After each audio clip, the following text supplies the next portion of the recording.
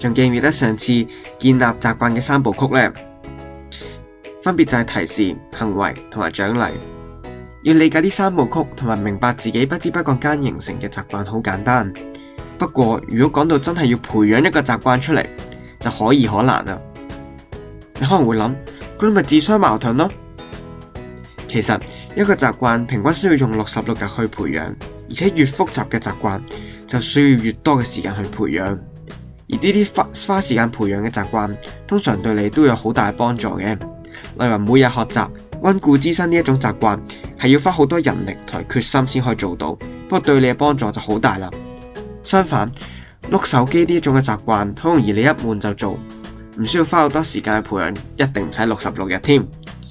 但係佢對你嘅幫助就唔係好大啦。培養習慣就好似學跑馬拉松咁，有幾個階段。當不嬲都唔做運動嘅你，喺開始訓練嘅時候，跑下，個肚腩又蹬下，你會不斷喘氣，覺得好辛苦。一開始要刻意咁改變自己嘅 mindset， 會一邊覺得好熱血咁堅持跑姿同埋速度，一邊個腦又會不斷浮現放棄嘅念頭。呢一刻跑步對你嚟講係好刻意同埋唔自然嘅。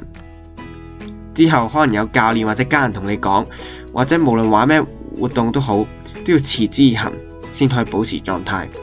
教練對你講嘅呢一番話就好似3部曲裏面之前所講嘅提醒，所以你要一段時間 keep 住咁跑，因為你嘅身體開始適應，潛意識對呢種運動嘅抗拒就越嚟越少啦。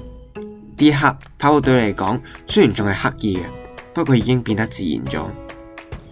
去到66日之後，你可能會感覺到做運動嘅好處，或者你可能已經會不自覺咁預留時間去做運動。呢一個就變咗係一個唔需要刻意提醒，運動已經成為你人生嘅一部分。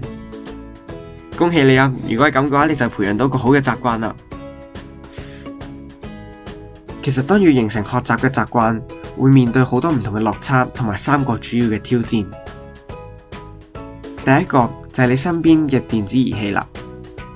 屏幕嘅內容同埋特效都太過吸引，你根本唔需要點努力，就可以長時間咁對住部電話，結果冇時間去做自己真係想做嘅嘢。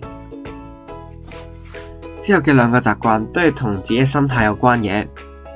首先呢，就係對未來嘅自己太大期望啦，就好似你將今日嘅功課推俾之後嘅你去做，點知發覺唔夠時間，唯有求其搞掂佢咁。要明白，其實如果你依家唔作出改變，或者開始做一步先，聽日、後日個天都唔會無啦啦將你變成一個更好嘅人。所以唔好對未來嘅自己太大期望，由呢一刻起開始做好。而另外一個原因呢，就係低估咗依家嘅你。你會可能會覺得開始一個習慣好難，或者見到隔籬嘅學霸就覺得自己根本冇可能會做到，之後胡思亂想。但其實只要你冷靜落嚟，就知道呢一切都係幻想。學習其實都可以好有成功感嘅。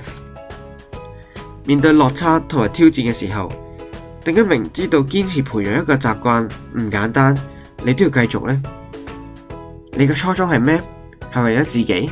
為咗其他人嘅期望？點解你又會睇呢條片呢？唔知大家仲記唔記得呢一句名言？習慣嘅力量係巨大嘅。世界係冇免費午餐嘅，你要經歷頭先嘅高低起伏，先會培養到習慣。